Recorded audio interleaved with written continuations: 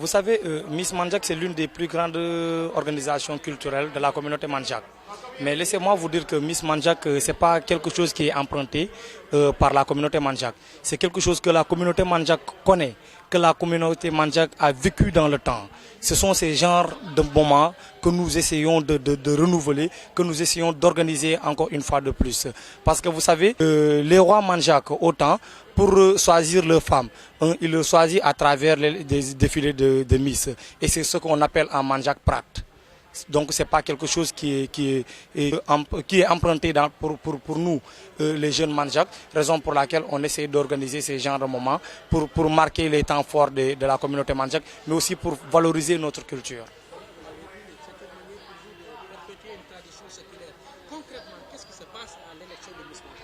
Voilà. Laissez-moi vous dire d'abord, l'organisation Miss Mandjak, ce n'est pas seulement pour les défilés. Mais je vais commencer par vous expliquer étape par étape. Aujourd'hui, nous sommes là à Ziguinchor pour organiser les présélections de Miss Mandjak. Après les présélections, on organise les phases nationales ou bien internationales si vous voulez. En tout cas, une chose est sûre, à l'intérieur, une fois que vous serez à l'intérieur, nous allons faire défiler les filles dans un premier temps avec les tenues traditionnelles, comme vous voyez mes très belles jeunes demoiselles qui sont là comme hôtesses. Et après cela, nous allons aussi défiler en tenue de ville, en tenue moderne si vous voulez. Quelle sera la particularité de l'édition de cette année? Voilà.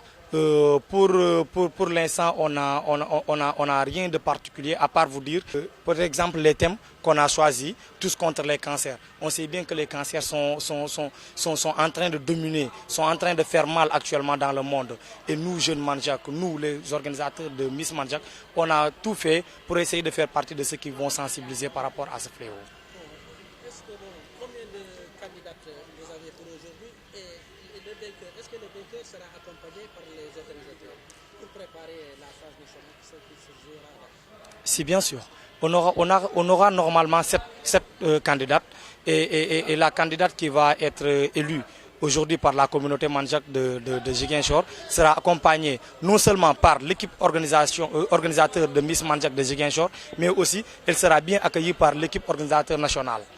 Parce que nous avons des cellules au niveau de toutes les régions du Sénégal et aussi au niveau des départements de Dakar comme Pikine, comme Guédiawaye, comme Rufisque et comme Dakarville aussi. Ce sont les moyens qui font défaut parce que généralement les autorités Mandjak, ils ont commencé à comprendre l'importance du projet Miss Mandjak.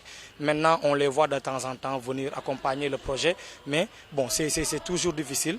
Donc nous continuons en tout cas de leur lancer le message, de leur dire que Miss Mandjak, c'est l'événement de toute la communauté. Ce n'est pas seulement pour nous, mais c'est une façon pour nous, jeunes Mandjak, de valoriser la culture Mandjak. Et puis, il est important aussi de rappeler à toute la communauté aussi que Miss Mandjak ne s'arrête pas seulement au défilé. Parce qu'à travers l'organisation Miss Mandjak, les organisateurs offrent des bourses et des demi-bourses aux jeunes Mandjak et aussi à tous les jeunes sympathisants ou bien à tous les sympathisants de la communauté Mandjak. On aide des jeunes à insérer dans les universités privées, dans des formations professionnelles, que ce soit en santé, en marketing, management et tant d'autres. On a des tas d'écoles de partenaires, mais on ne se limite pas seulement à ça aussi. On essaie de promouvoir les jeunes pour qu'ils essayent de se concentrer mieux dans l'entrepreneuriat ou bien dans le travail. Par exemple, nous avons un projet qu'on appelle le projet Djangui. C'est ce que je vous avais expliqué tout à l'heure. On aide les jeunes pour qu'ils essayent de retourner à l'école ou bien qu'ils essayent de s'insérer dans les organisations des instituts privés. Il y a aussi le projet Liguei. Le projet Liguei, là, on essaie d'encadrer les jeunes.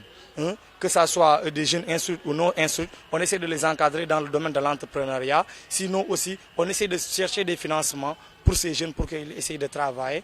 Mais aussi, il y a aussi une chose qui est très pertinente dans tout ça aussi. On essaie d'engager le travail dans les entreprises. Après, on essaie de les offrir aux jeunes de la communauté Mandjak. En tout cas, c'est une façon pour nous d'essayer de les activer.